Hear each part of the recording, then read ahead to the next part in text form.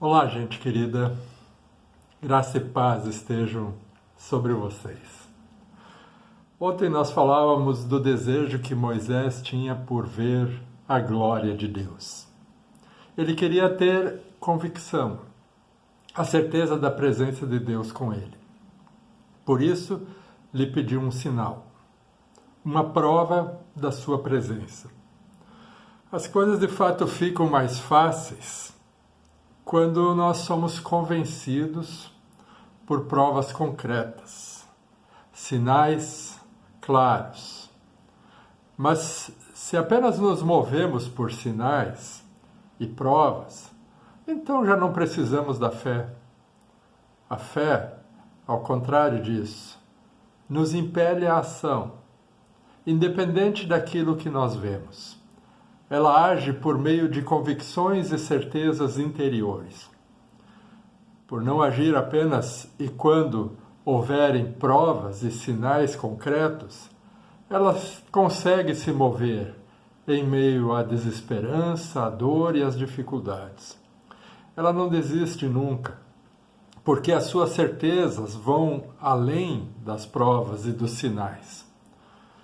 E justamente por agir dessa forma, muitas e muitas vezes ela acaba por ser contemplada com sinais e provas, bem visíveis e concretas, ao fim da sua jornada.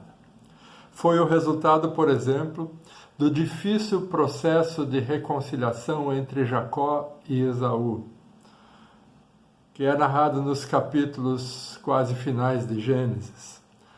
Depois das muitas sacanagens que Jacó havia aprontado com seu irmão Esaú, tendo que fugir para longe, Deus agora o chama de volta para ele. Deus lhe diz que havia chegado o tempo do retorno. Jacó ficou hesitante, porque não sabia como seu irmão iria recebê-lo.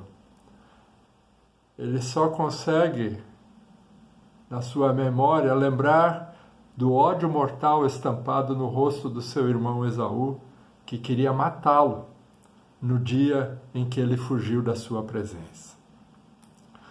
Mas Jacó se submete à voz do Senhor.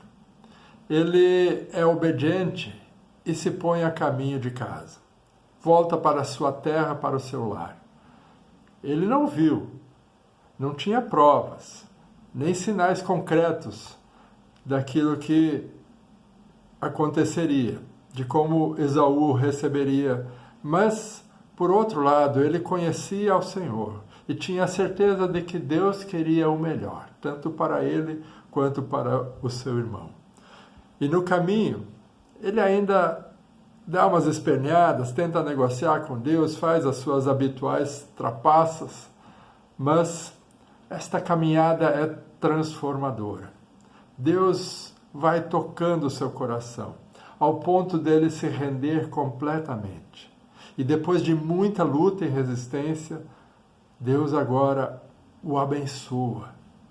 E próximo do destino, ele muda seu nome de Jacó para Israel, de trapaceiro e enganador para príncipe de Deus, aquele que luta com Deus.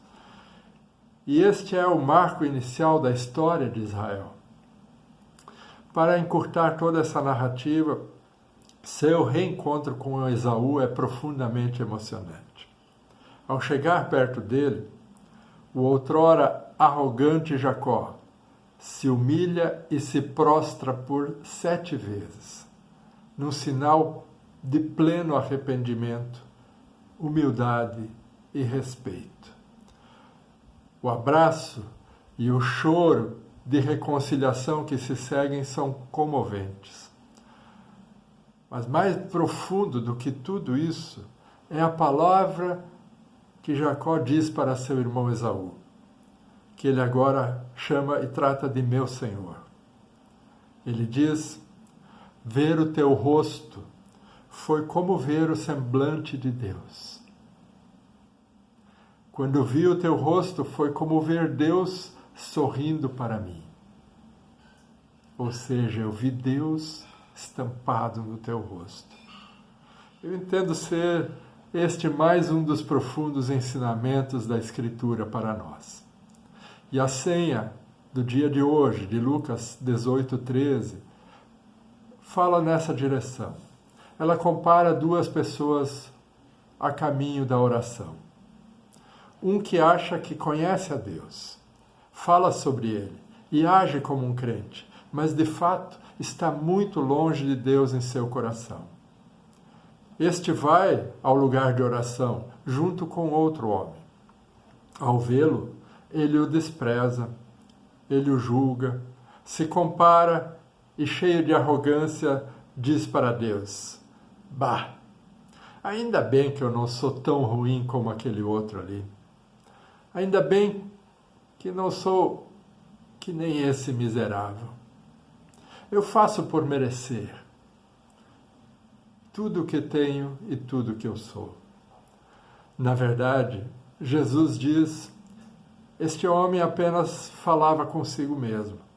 A sua oração era um monólogo, um papo com o seu próprio eu, pois ele não via e nem conhecia a Deus. Já aquele outro, aquela criatura desprezível aos seus olhos, reconhecendo toda a sua fragilidade, todas as suas falhas, a miséria do seu coração, implora para Deus e se dirige em fé a Deus, clamando por perdão e cura. Confiando na sua graça e no seu amor, ele enxerga, ele vê um Deus misericordioso que pode vir em seu socorro. E assim acontece. E Jesus diz que este voltou justificado para a sua casa, ou seja, perdoado pelo encontro que teve com Deus, com o Deus vivo, o que foi movido por sua fé e esperança. O outro voltou vazio, assim como chegou, pois no seu próprio coração não tinha lugar para Deus. Estava cheio de si mesmo, da sua justiça, dos seus argumentos, das suas provas e convicções. Ele próprio se bastava.